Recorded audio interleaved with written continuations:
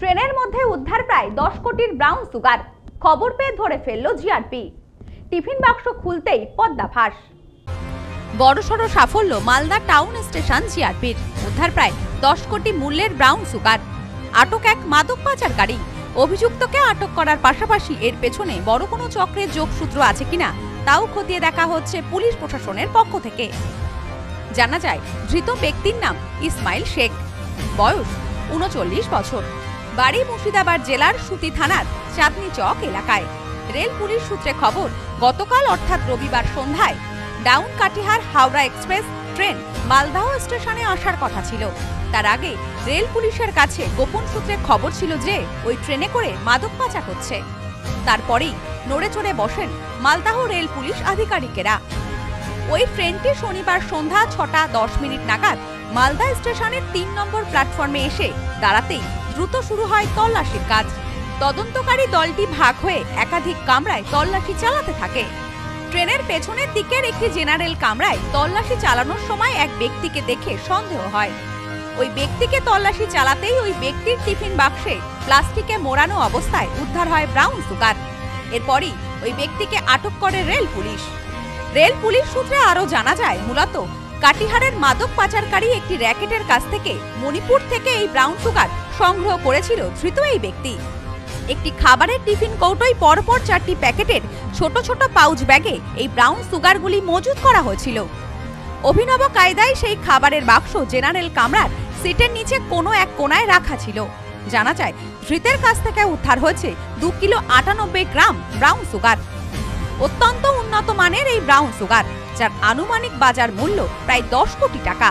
মুর্শিদাবাদে ধৃত এই ব্যক্তি সীমান্তের ওপারে এগুলি পাচার করার পরিকল্পনা নিয়েছিল। ক্যারিয়ার হিসেবে ধৃত ইসমাইল শেখ কাজ করেছিল।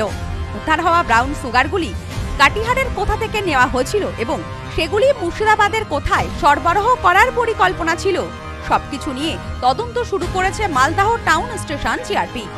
এ বিষয়ে মালদাহ টাউন স্টেশনে জিআরপি আইসি প্রশান্ত রায় জানিয়েছেন, মাদক পাচারকারীকে চিহ্নিত করে এত বিপুল পরিমাণ ব্রাউন সুগার উদ্ধার করা হয় জিআরপির একটা বড় সাফল্য বলেও মনে করা হচ্ছে।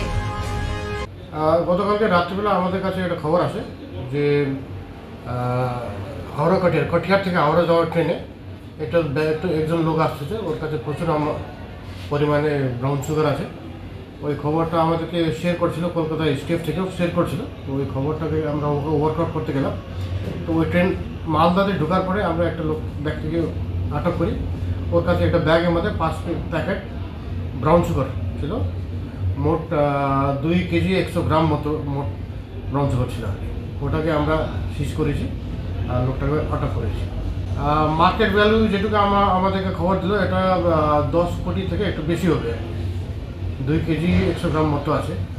এটা ডাউন মানে কাঠিয়ার থেকে হাওড়া ট্রেনে ছিল, কিন্তু এই ব্যক্তিটা আসছিল ডিমাপুর, নাগাল্যান্ড থেকে ডিমাপুর আসছিল আর যাচ্ছিল টুয়ার্ডস মুর্শিদাবাদ সুতি থানার আন্ডারে যাচ্ছিল আর কি।